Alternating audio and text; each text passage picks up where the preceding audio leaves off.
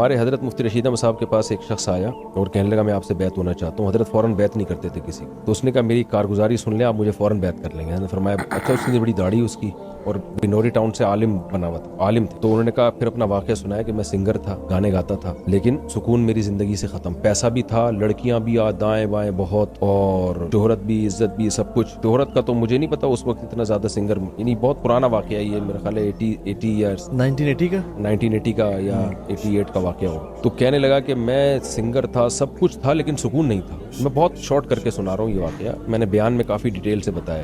کہہ رہا ایسی بے سکونی جس کی وجہ بھی سمجھ میں نہیں آ رہی ہے, شادی بھی کر لی, بچے بھی ہو گئے کہ شاید اب سکون مل جائے, پھر بھی نہیں. کہہ رہا وجہ سمجھ میں نہیں آتی تھی, بے سکونی ہے کیوں.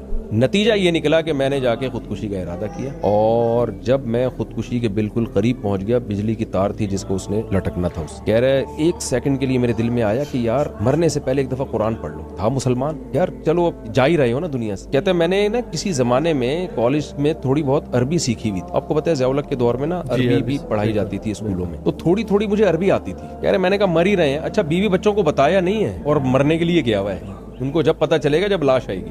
کہہ رہے میں نے جب وضو کیا, قرآن کھولا, اب تک کہہ رہے میرا ارادہ موت ہی کا تھا. جیسے ہی قرآن کھولا نا تو آیت آئی الا بذکر اللہ تطمئن القلوب. اتنی عربی آتی تھی. خبردار, اللہ نے اللہ کا لفظ استعمال, خبردار تنبیہ, یعنی اس کو بتا رہے ہیں کہ تو جن چیزوں سکون تلاش کر رہا ہے اس میں ہے نہیں سکون, اللہ کی یاد میں. ارے میں تو بے تحاشا رونے لگا. میں کہا اللہ تو نے تو میری آنکھیں کھول دی, یہ تو ایسا, یہ حسن اتفاق تو نہیں ہو سکتا. وہی آیت نکلی ہے. کہہ رہے میرے رب نے مجھے بتا دیا بھائی تو کہیں اور تلاش کر رہا ہے سکون. کہہ رہے بس اسی وقت میں نے سارے گانے باجے کے آلات توڑ دیے, دوستوں کو جمع کیا, میری توبہ. کہہ رہے کچھ لڑکوں نے میرے ساتھ توبہ کی, باقی جن کی قسمت میں توبہ تھی کی انہوں نے. اس کے بعد کہتے ہیں میں نے یو ٹرن لیا, بیگم کو پردہ کرایا, بچوں کو دیندار بنایا, غسل کیا, عشاء کی نماز پڑھی. کہہ رہے میں نے کہا اب ایک نماز بھی نہیں چھوڑوں. اسی وقت یو ٹرن لیا.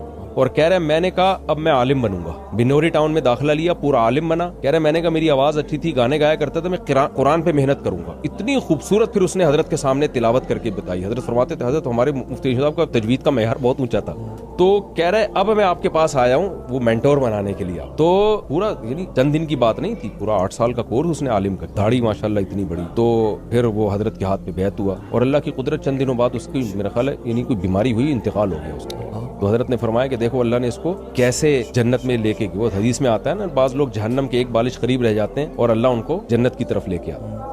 تو اللہ نے اس کو ایسا اونچا مقام دلانا تھا, جہنم کے ایک بالش قریب تھا یہ, بلکہ اس سے بھی زیادہ. کہتے ہیں میں قریب جا چکا تھا بالکل. میں نے, اور نیت یہ نہیں تھی قرآن پڑھ کے میں توبہ کر لوں گا, نیت یہ تھی ایک دفعہ یہ کر کے, کیونکہ مسلمان ہے بہرحال, ایمان کی ایک رمق ہے, اس کے بعد میں مروں گا. کیسا اللہ نے اس کو گھمایا, پورا عالم بنا کے رخصت کیا. اللہ نے کہا نہیں ایسے نہیں تم آؤ گے ہمارے پاس, اور بہت خوش تھا وہ. کہتے ہیں مجھے سکون ملا اس